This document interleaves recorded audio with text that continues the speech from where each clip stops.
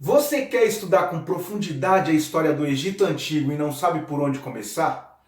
Você quer entender quais são as principais fontes, os textos que você precisa para entender melhor, para entender cada detalhe, do governo de cada faraó, por exemplo, entender a evolução política, a organização da sociedade, as tradições culturais, todo esse legado arquitetônico, jurídico, político que os egípcios não deixaram? Então olha, se você se interessou por esse tema, deixa aí o seu joinha, ajuda a gente a compartilhar esse vídeo e esse canal que colabora com a democratização do ensino de história.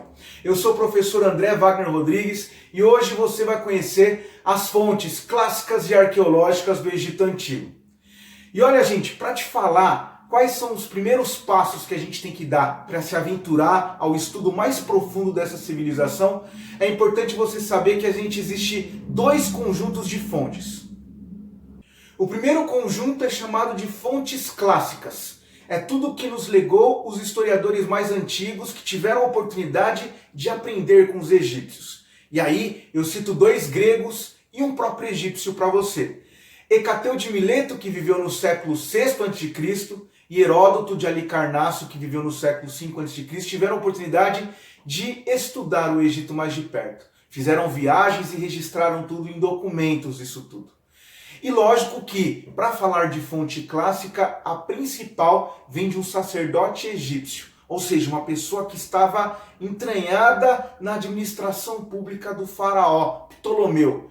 Estamos falando do século III a.C., estamos falando de Maneton, que trouxe para a gente uma grande contribuição, mostrando a dinastia, ou seja, o governo de cada faraó, desde a primeira dinastia, o primeiro faraó chamado Menés, até a 30ª dinastia. É um estudo muito interessante para a gente começar.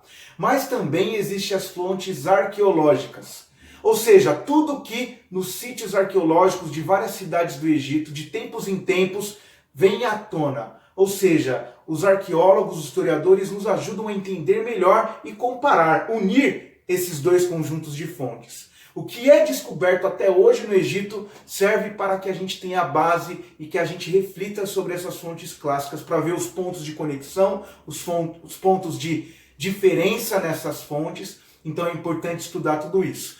E olha, quando falamos em fontes arqueológicas, temos que falar de uma expedição feita por Napoleão Bonaparte no final do século XVIII. Ele e a sua esquadra, que estava nesse processo de conquistas territoriais, chegou ao Egito no ano de 1798. E Napoleão levou junto à sua esquadra um conjunto, uma campanha também de intelectuais que queriam se debruçar sobre essa civilização. E é importante que um dos seus oficiais, no ano de 1822, achou uma pedra de basalto muito grande chamada Pedra de Roseta, e essa pedra que foi uma chave para a gente entender melhor toda a contribuição dos egípcios antigos. Existia nessa Pedra de Roseta 3 inscrições, uma em hieróglifo, que é a escrita sagrada dos egípcios antigos, em demótico, que é a escrita popular, e por fim grego. E aí, Jean-François Champollion, um grande linguista, em 1822 ele teve acesso a todo esse conjunto de fontes e principalmente a Pedra de Roseta, e ele comparou a estrutura linguística, a estrutura das palavras e foi decifrando esse código que deu origem a tudo que nós conhecemos hoje sobre a civilização egípcia. Hoje você vai assistir aqui então essas fontes clássicas e arqueológicas, o que você precisa para aprender mais profundamente sobre o Egito Antigo, e eu vou trazer para você uma aula do nosso canal aqui de quase 9 anos atrás. A primeira aula que eu coloquei aqui no site, no canal História em Perspectiva, onde eu falo justamente sobre isso. Gente, vocês vão me ver há 9 anos atrás, bem diferente do que eu sou hoje, mas a qualidade eu acredito que seja muito interessante para vocês perceberem, tá certo? Muito obrigado por você fazer parte disso tudo. Se inscreva no nosso canal se você não é inscrito, ative aí o sininho para receber todas as notificações. Aqui o estudo é sério e aprofundado sobre as civilizações do passado. Observa aí, fontes clássicas e arqueológicas para o estudo do Egito Antigo. Uma questão importante é o significado de fontes. Fontes nada mais são do que tudo aquilo que o historiador dispõe para produzir informações, para produzir documentos, para produzir os seus livros, suas ideias. né? Fonte, então, nada mais é do que a matéria-prima do trabalho do historiador. É importante a gente pensar também um pouquinho como essas fontes ajudaram, né, os historiadores a produzir a história do Egito Antigo. Antes da descoberta e da decifração dos hieróglifos, que é a escrita sagrada dos egípcios antigos, a gente dispunha de fontes chamadas clássicas. Primeiramente, devemos relembrar o nome de Hecateu de Mileto. Viveu no século VI a.C., não diria um historiador, mas um grande curioso da Grécia Antiga, né, que fez algumas viagens para a região do Egito Antigo e relatou num livro chamado A Perigese, que seria nada mais do que aquilo que ele sentiu, né, dessa viagem que fez ao Egito, né, como que era o clima, a vegetação, os hábitos populares. Ele registrou tudo isso nesse livro. Em segundo plano, eu acho que uma referência muito maior do que Hecateu de Mileto está a figura de Heródoto de Halicarnasso. Heródoto de Halicarnasso é considerado pelos historiadores como o pai da história antiga. Isso porque teve métodos para produzir o que pensava ser importante. Ele teria participado de uma guerra importante entre gregos e persas, as famosas guerras médicas, entre 499 e 459 a.C. Nessas guerras, Heródoto esteve pessoalmente ali fazendo algumas entrevistas tanto com guerreiros gregos como guerreiros persas e ali compondo, né, o que ele interpretava dessa guerra. Bom, Heródoto escreveu 2 livros importantes, o livro 2 e o livro 3, assim chamado, assim destacado. Nesses livros ele conta também, né, o que ele entende sobre a história do Egito. Teve como fonte a Perigese de Hecateu de Mileto e a partir daí desses estudos começou a produzir aspectos sociais, econômicos, políticos e até religiosos sobre essa civilização da antiguidade. Heródoto, ele sim, representa uma importante fonte e uma importante contribuição sobre a história dessa civilização da antiguidade. Além de Heródoto e Hecateu, a gente deve relembrar e exaltar, eu diria, a figura de Maneton. Maneton foi um sacerdote do século III a.C., teria vivido ao lado do faraó Ptolomeu II, e por ser sacerdote, ele estava com muito acesso a documentos reais, que relembravam a vida e o governo de vários faraós, de várias dinastias da antiguidade egípcia. O nome de Maneton ele é muito reconhecido, pena que a gente não tem o original da sua grande obra, chamada A Egiptiaca.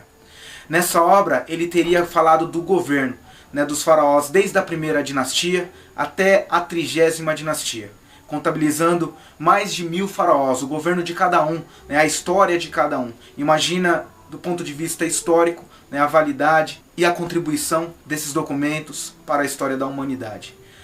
Da obra de Maneton a gente não tem muito, mas nós temos alguns historiadores que tiveram contato com essa obra e produziram os seus próprios materiais.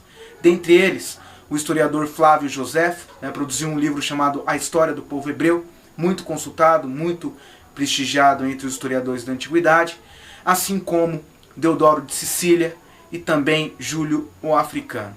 Esses historiadores eles são reconhecidos como os principais historiadores clássicos da história do Egito Antigo.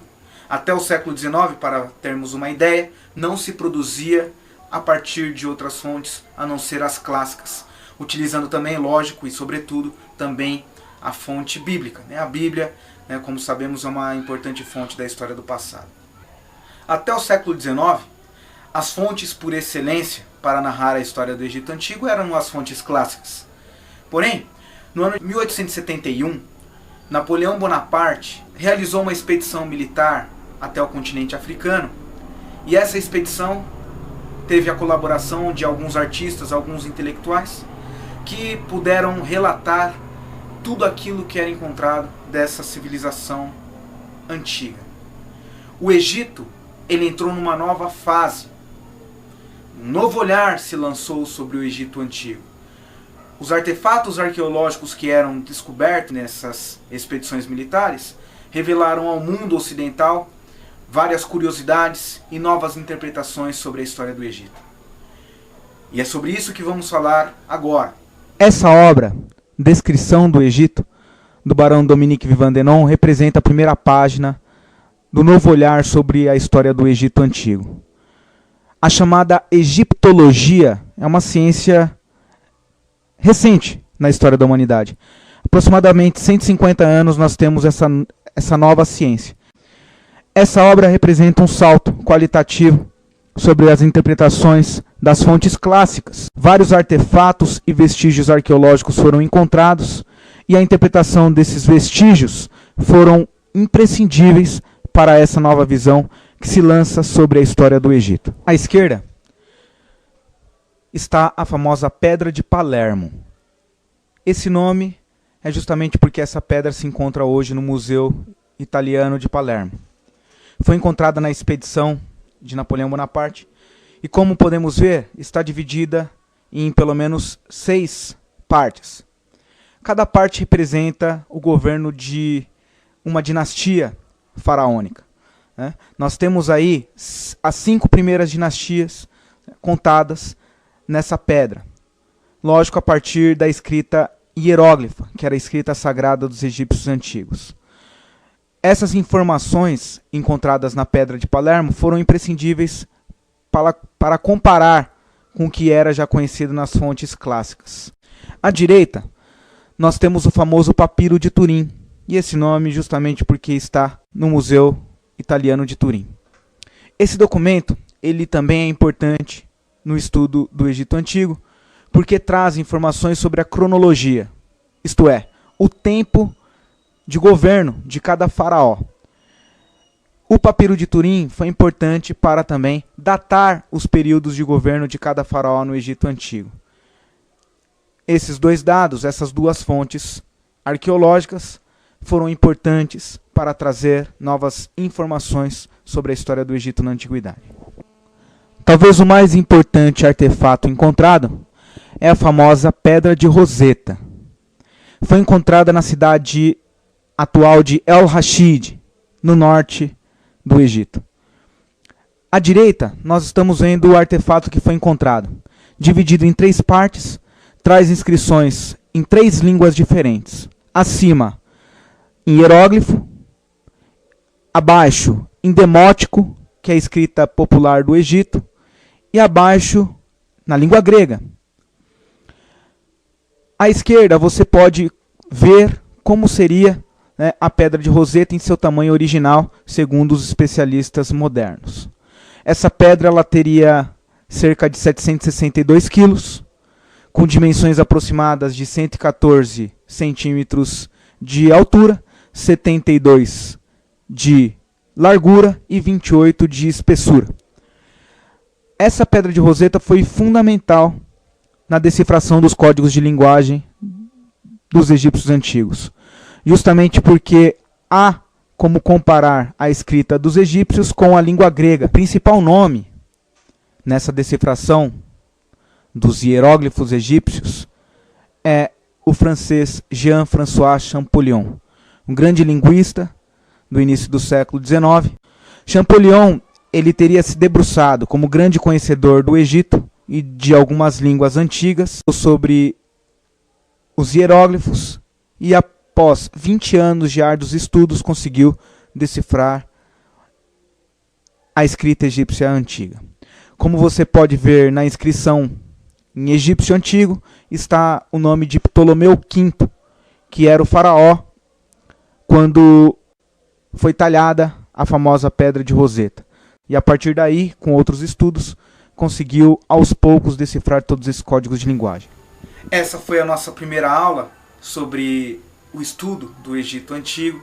A partir de semana que vem, postaremos um vídeo falando um pouquinho sobre os aspectos geográficos que fizeram uma civilização no meio do deserto a prosperar e se tornar uma das principais civilizações da Antiguidade Oriental. Muito obrigado.